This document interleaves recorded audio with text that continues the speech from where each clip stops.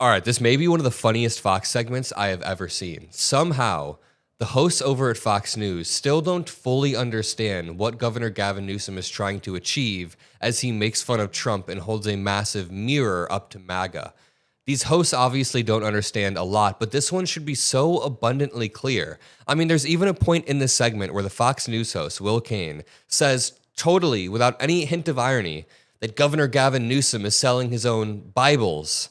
How dare he sell his own Bibles while posting in all caps without realizing that it's supposed to be making fun of you. You guys relentlessly support Donald Trump as he does this. And another funny aspect of this is that Trump seems to have stopped posting in all caps ever since Newsom has been making fun of him. I mean, even if we go to his last Truth Social post from 12 hours ago, this would have been in all caps about a month ago. But ever since Governor Gavin Newsom has been making fun of him, the all caps posts have basically stopped. He also doesn't put things in quotes as much as he did before. It's like he realized how absolutely absurd his typing style was.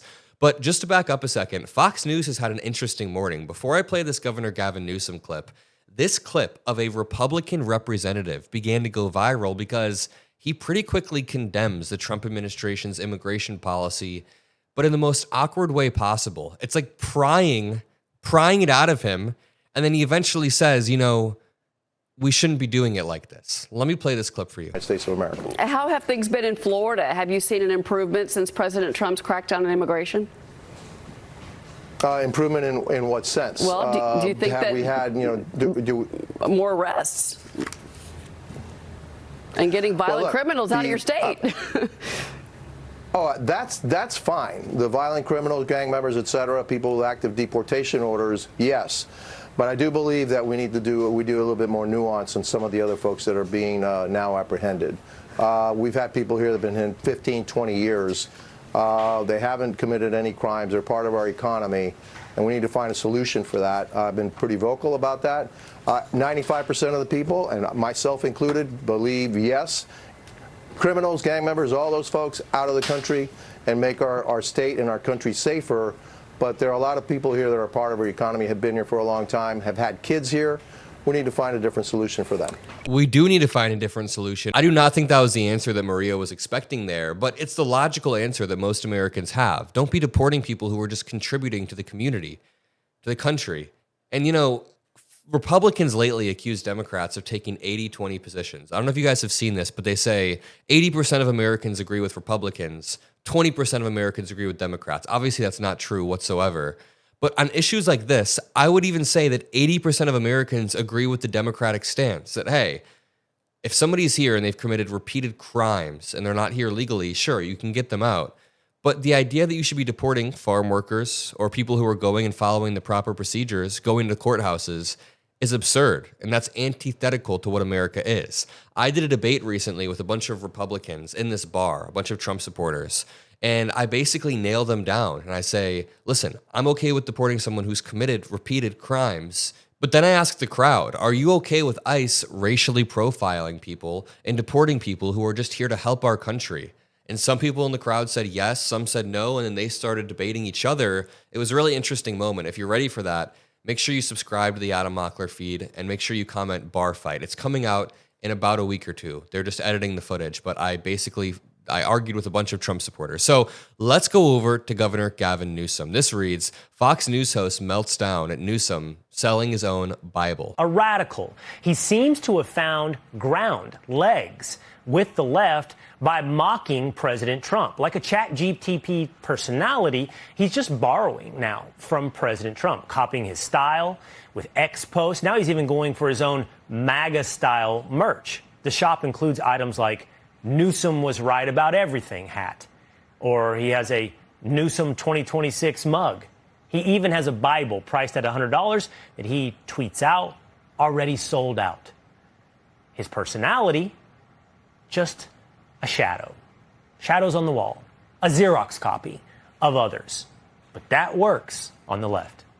He has his own personality. He's flipping the fact that Trump sold Bibles, Trump sold mugs and hats that are ridiculous, dictatorial in a sense, because Newsom actually isn't going to run in 2026. Newsom cannot seek re-election in 2026, so he's making fun of Donald Trump.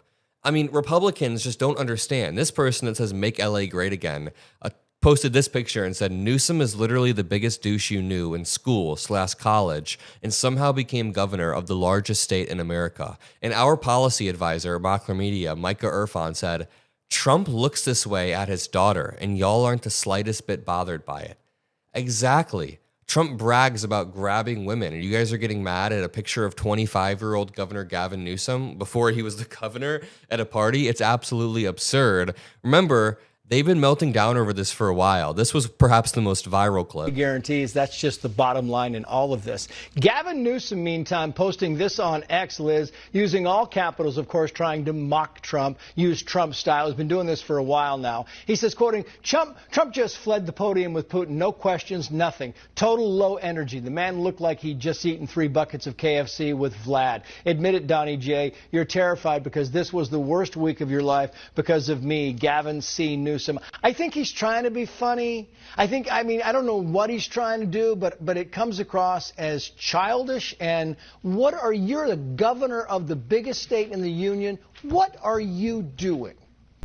Are you joking me? The president of the United States is doing this tenfold on a daily basis. Then Governor Newsom got 7.6 million views, and he said, Bird Brain Trey Gallagher, a so-called Fox News host that nobody has ever heard of, says my posts are, quote, childish and unbecoming of a leader. Can you believe it? Many are saying Fox, Edit the Tapes News, should cancel his pathetic little bedtime show immediately. They are calling it the most boring program in cable history. Total snooze fest. Sad. And this blew the original clip out of the water. I mean, the Fox News clip had a few 100,000 views, but Newsom got 7.6 million views. He's driving the attention online so that he can drive the narrative about his redistricting effort. It is very, very brilliant. In the process, he has neutered Trump. Trump has been neutered and no longer posts in all caps, and now you see betting markets. For example, the Democratic nominee in 2028. Check out the green line in this Kalshi prediction market. People are starting to predict that Governor Gavin Newsom is going to be the Democratic nominee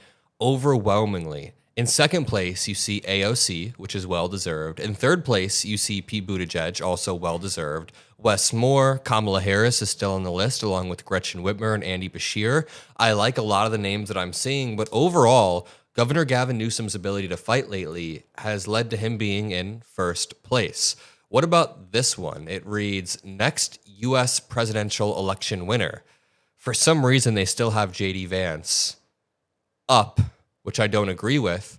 But if you look at the blue line, Governor Gavin Newsom is slowly beginning to inch up as the top competitor for J.D. Vance. It's probably just name recognition right now. More people know who the vice president is. And Gavin Newsom is building that name recognition. The entire point is, let's continue to punch back. Let's continue to scramble these people's brains. I'll fight for you guys at these debates on TV in Nashville when I did this Daily Wire bar fight. You guys are going to love it. It'll release in just a few weeks. And I'll see you guys in the next video. Peace out.